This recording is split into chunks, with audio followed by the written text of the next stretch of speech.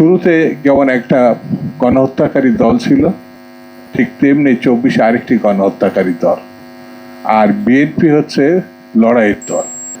আমি বাংলাদেশের স্বাধীনতার ঘোষক শহীদ জিয়া রহমান তার প্রতি শ্রদ্ধা জানাচ্ছি, যিনি বাংলাদেশে শুধু স্বাধীনতা ঘোষণা করেননি, বিজয়কে নিশ্চিত করেছেন রণাঙ্গনে লড়াই করে। তার স্ত্রী, তিনবারের প্রধানমন্ত্রী আপসীর নেত্রী, যিনি এখন মৃত্যুশয্যায় জীবন মৃত্যুতে লড়াই করছেন, আমি তার প্রতি শ্রদ্ধা জানাই এবং তার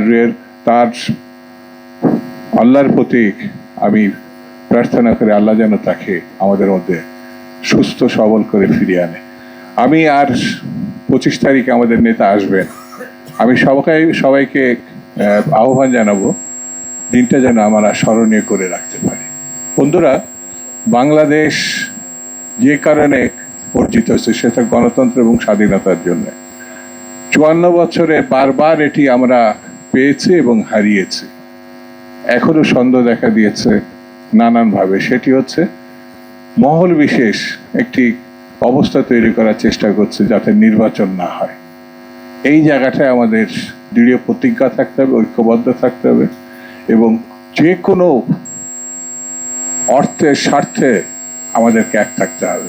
যদি আমরা কোনো কারণে নির্বাচনটা করতে না পারি কোনো কারণে, তাহলে পার্শ্ববর্তী দেশের লাভ হবে, প্রতি স্বৈরাচারের লাভ হবে, কিন্তু বাংলাদেশের জনগণের লাভ হবে না, গণঅভ্যুত্থানকারীদের লাভ হবে না। সেই জন্যে শুরুতে যেমন একটা গণহত্যাকারী দল ছিল, ঠিক তেমনি 24 আরেকটি গণহত্যাকারী দল। আর বিএনপি হচ্ছে লড়াইয়ের দল, বিএনপি হচ্ছে গণতন্ত্রের দল, বিএনপি হচ্ছে জনসমর্থিত দল। এই দুই গণহত্যাকারী আমাদের বাংলাদেশকে বিপন্ন করতে পারে।